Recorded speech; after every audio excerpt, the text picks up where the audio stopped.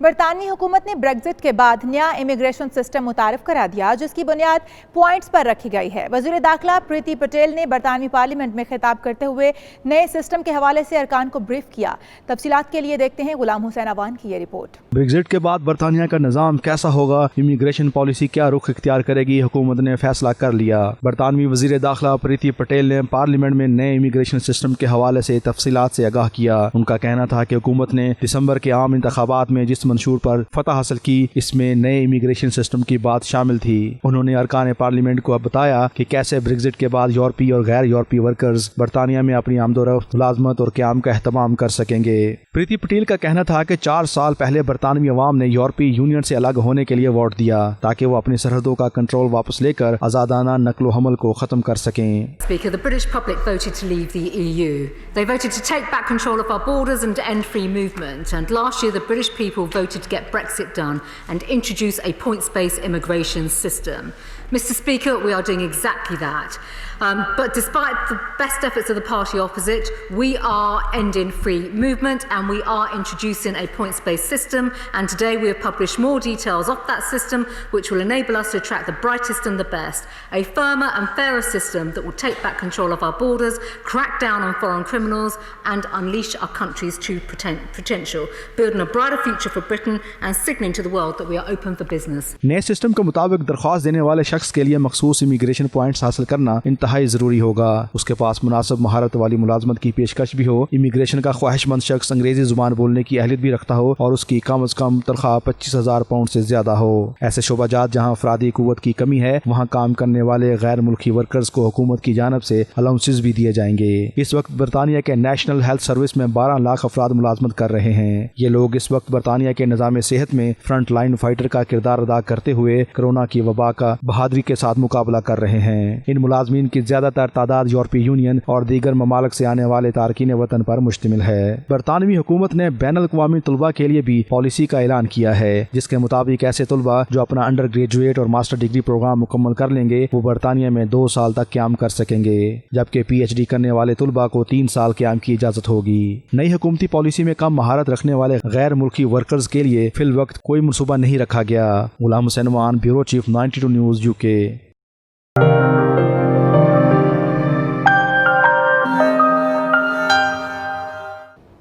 Peoples Party کے سابق اہم رہنما حبیب جان کی لندن میں 92 نیوز سے خصوصی گفتگو۔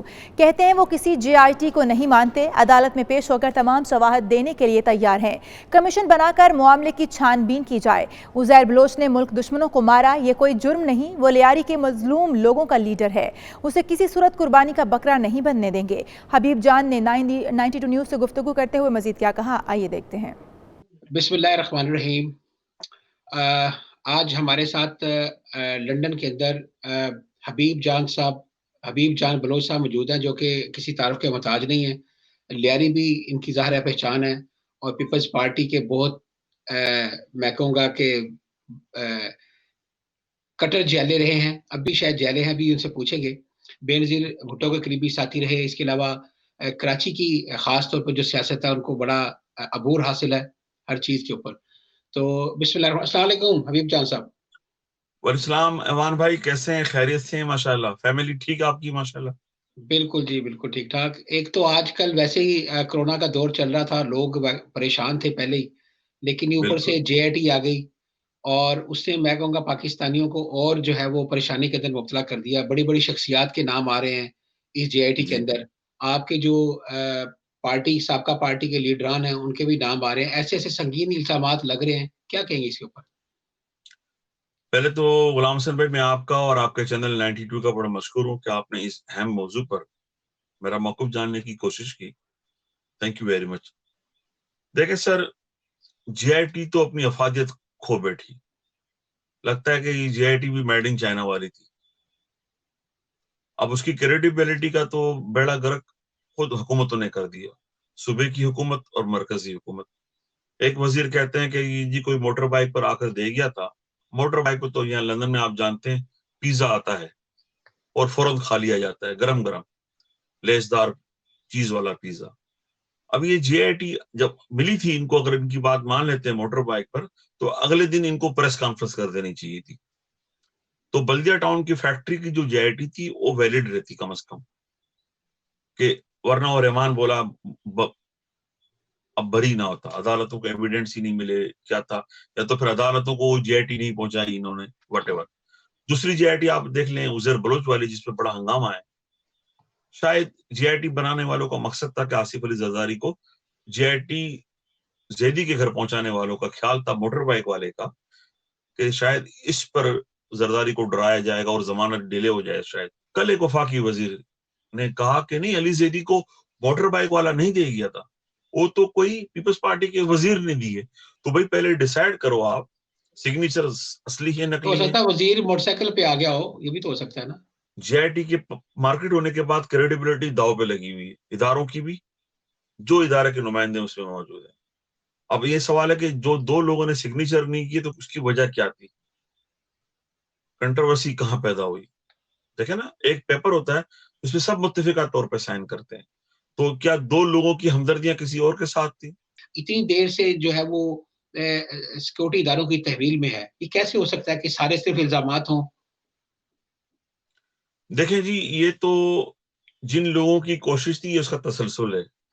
کراچی کے سارے جرائم 35 سال کے, وہ انہوں نے بولتے نا جب کچھ بن نہ سکا تو انہوں نے ہمارا دل بنا دیا. اب جب ان سے کچھ بن نہیں پڑتا تو انہوں نے سارے الزامات لیاری پہ لگا دیے. ماضی میں ہوتا رہا ہے. JIT ایک سول حکومت کی, صوبائی حکومت کی وزارت داخلہ نے کانسٹیٹیوٹ کی. وہ حکومت جو ہے کس کی اتحادی تھی, اس کے اپنے عزائم کیا تھے, سب کو آپ کو اسٹڈی کرنا پڑے گا. ایک بہت بڑے چینل نے یہاں بیٹھے لندن میں بیٹھے ایک شخص کے متمد خاص کا انٹرویو چلایا. وہ چلا کر کہہ رہا تھا کہ ہم جاتے تھے, ہندوستان کی ایجنسی را ہمیں بریف کیس بھر کے دیا کرتی تھی اور میں لایا کرتا تھا. کیا لایا کرتا تھا؟ آلو پیاز نہیں, ڈالر. اور کب سے لاتا تھا؟ 92 سے. جب آپ الزام لگاتے تھے اس وقت نہیں مانتے تھے وہ, 2015 تک. تو طے کیا ہوا کہ وہ جو پیسہ تھا وہ پاکستان کے شہر معاشی ہب کراچی کی بربادی کے لیے ہوتا تھا. کسی ایک نے ٹویٹ نہیں کی اس بیان پر. 35 سال کا حساب کون دے گا؟ آپ. ریاست ہماری ایکسپورٹ کو تباہ کرنے کا مقصد کیا تھا کہ پاکستان اپنے گھٹنوں پہ آ کے کھڑا ہو جائے, اور جو بھی انور کے انکشافات کے بعد خاموش بیٹھا ہے وہ پاکستان کا غدار ہے. یہ بتائیں, آپ سمجھتے ہیں کہ جو JIT کی ٹائمنگ ہے وہی میننگ فل ہے اس وقت؟ اب آپ کا سوال آیا نا سر, دیکھیں دونوں حکومتیں, پیپلز پارٹی کی ہو یا PTI کی ہو, دے آر فیلیور. پاکستان کی تاریخ کی اس سے فیل حکومتیں کوئی نہیں. ایک آپ کی سابقہ پارٹی ہے, ایک آپ کی موجودہ پارٹی ہے. دونوں سر حق اور سچ تو کہنا ہے نا. ہم نے عمران خان کو اس صدی کا بھٹو قرار دیا تھا, ہمیں اس میں بھٹو نظر آتا تھا. بھٹو نے اپنے وعدے کیے تھے پورے, روٹی کپڑا اور مکان, روٹی کپڑا اور مکان. پھانسی کے پھندے پہ جھول گیا. پاکستان کی مضبوطی آج ہم جو دنیا میں سینہ تان کے کھڑے نا, ساڑھے کو بھٹو والا بم نہ ہوئے نا سر, مودی ساڑھا رولا ہی پا دے. تو آج ہمیں خوشی ہے کہ اس نے روزگار دیا, یعنی روزگار کا مطلب روٹی کپڑا اور مکان. بے نظیر بھٹو کو آپ لاکھ اختلافات کریں لوگ, اس نے پاکستان کی سالمیت کے لیے اپنے باپ کی طرح میزائل ٹیکنالوجی اور لوگوں کے کارخانے کی دھوئیں کو ممکن بنایا. 2 سال میں اتنے یو ٹرن آپ نے مارے, اتنے یو ٹرن مارے. جب آپ یو ٹرن مارتے ہیں نا تو گاڑی وہیں کی وہیں رہتی. آپ کسی راؤنڈ اباؤٹ میں آپ چکر ماریں گے, ایک ہی چکر کا فائدہ ہے, وہ ہے کعبے کا طواف. کراچی کا حل, پاکستان کا حل ایڈوک ازم پہ نہ کریں, آپ لمبی بنیادوں پہ کریں. برطانیہ 100 سال کا سوچتا ہے, امریکہ 500 سال کا سوچتا ہے, آپ 20 سال کا پلان کریں کہ کراچی کیسا ہوگا. خدا نہ خواستہ کارخانوں نے دھواں اگلنا بند کر دیا اور بے روزگاری, یونیورسٹیاں ہر سال گریجویٹ نکالتی ہیں, آپ کے پاس وسائل نہیں ہیں. 1 کروڑ کی نوکری کا جھانسا دے کر ہم سے نوکریاں چھین لی گئی. وزیر عقل سے پیدل پارلیمنٹ میں کہتا ہے کہ ہمارے پائلٹ جعلی ہیں. دنیا میں آپ یہ انگلینڈ میں رہتے ہیں, لوگ روز پکڑے جاتے ہیں جعلی ڈگریوں والے. امریکہ آدھا جعلی ڈگری پہ چل رہا ہے, کبھی شور نہیں ہوتا. دنیا کے تمام پائلٹ جہاں جہاں پاکستانی تھے سب کو نکال دیا گیا. PIA آج وہاں کھڑی ہے, اڑ نہیں سکتی. تو سر ہم تو اب اس پہ بھی ہم بات نہ کریں. اچھا, جیسا فائنلی آپ سے یہ پوچھنا چاہتا ہوں کہ آپ اور یہ جو عزیر بلوچ جان کی جو فیملی ہے وہ جی کون سی جی آئی ٹی کو کریڈیبل سمجھتی ہے دونوں میں سے؟ دونوں بوگس ہیں، دونوں فراڈ ہیں، دونوں لوگوں کی خواہش پر یہ table story made in China والی جی آئی ٹی سے ہمیں تو اس کے میڈ ان خلاف آپ پاکستان عدالت میں جائیں گے، کیا کریں گے جی آئی ٹی کے خلاف؟ اس پہ ابھی کچھ کہنا قبل از وقت ہے، مشورے ہمارے چل رہے ہیں، ہم دیکھتے ہیں صورتحال کو، حکومتی رویوں آپ کو۔ پاکستان کب جا رہے ہیں؟ میں اگر عدالتوں نے کمیشن کی اناؤنسمنٹ کر دی اور مجھے طلب کیا تو میں پہلی فرصت میں جانے کی کوشش کروں گا انشاءاللہ۔ اعلیٰ ٹھیک ہے، عدالتوں کے سامنے جب کمیشن بنے گا ساؤتھ افریقہ کی طرز کا، ہم کراچی کی روشنیوں کو مدھم کرنے والوں کے نام بھی لیں گے، پورا نقشہ ہمارے ذہن میں ہے، کس نے کتنی بربادی کی، کس نے گلستان کی بربادی میں رول پلے کیا، وہ میں ضرور کہوں گا۔ مرکزی جماعت اہل سنت برطانیہ اور معروف مذہبی اسکالر پروفیسر سید احمد حسین شاہ ترمذی دل کا دورہ پڑنے سے انتقال کر گئے۔ برطانیہ بھر سے سیاسی، سماجی اور مذہبی شخصیات نے افسوس اور گہرے دکھ کا اظہار کیا ہے۔ علامہ قاضی عبدالعزیز چشتی، علامہ پیر سید افضل بخاری، علامہ فضل احمد پیر سید، علامہ عباس بخاری اور دیگر نے 92 نیوز سے گفتگو کرتے ہوئے اسے مسلم کمیونٹی کے لیے ایک بہت بڑا نقصان قرار دیا ہے۔ دکھ مصیبت کہ اس مشکل گھڑی میں جن احباب، دوستوں، رشتہ داروں اور عقیدت مندوں نے ٹیلی فون، واٹس ایپ اور سوشل میڈیا کے ذریعے تعزیت کی ہے یا ذاتی طور پر ہمارے دکھ کو بانٹا ہے، میں حافظ سید محمد حیدر ترمذی قبلہ پیر صاحب کا بڑا بیٹا ذاتی طور پر اپنی تمام بہنوں، بھائیوں، والدہ اور دیگر خاندان کے ممبران کی جانب سے ان کا انتہائی مشکور و ممنون ہوں۔ پروفیسر علامہ حسین ترمذی صاحب اس دنیا سے رخصت ہو گئے ہیں اور اپنے خالق حقیقی سے جا ملے۔ اس دکھ کی گھڑی میں ہم پروفیسر علامہ حسین ترمذی صاحب کی فیملی کے ساتھ برابر کے شریک ہیں۔ حضرت علامہ پیر ڈاکٹر سید احمد حسین شاہ ترمذی رحمۃ اللہ علیہ ہم میں نہیں رہے، اور یہ اتنا بڑا ایک نقصان ہے کہ نہ صرف اہل سنت والجماعت بلکہ تمام سادات اکرام آج ہمیشہ کے لیے قبلہ عالم کی شفقت سے اور پیار سے محروم ہو گئے ہیں۔ I offer my sincere condolences over the recent passing of the great scholar Fakhr al-Sadat, Sadr of Markazi Jamaat Ahl Sunnat, Hazrat Allama Pir Sayyid Ahmad Hussain Tirmidhi Shah Sahab Rahmatullah Ta'ala alayhi. May Allah subhanahu wa ta'ala grant Qibla Shah Sahab a very high place in Jannat al-Firdaus. Professor علامہ سید حسین ترمذی صاحب کی اچانک وفات نے سب کے دلوں کو ہلا کے رکھ دیا ہے۔ وہ نہایت ہی ایک شفیق اور باکمال کردار کے امام تھے۔ یقیناً قبلہ شاہ صاحب کی اسلام کے لیے کی گئی خدمات گزشتہ 40 سالوں میں جو انہوں نے برطانیہ اور یورپ میں اسلام کی ترویج و اشاعت کے لیے کردار ادا کیا ہے، وہ تاریخ کا ایک روشن باب ہے۔ رائل تھائی ایمبیسی اسلام آباد اور تھائی قونصلیٹ کراچی نے 4 اسپیشل فلائٹس کا اہتمام کیا۔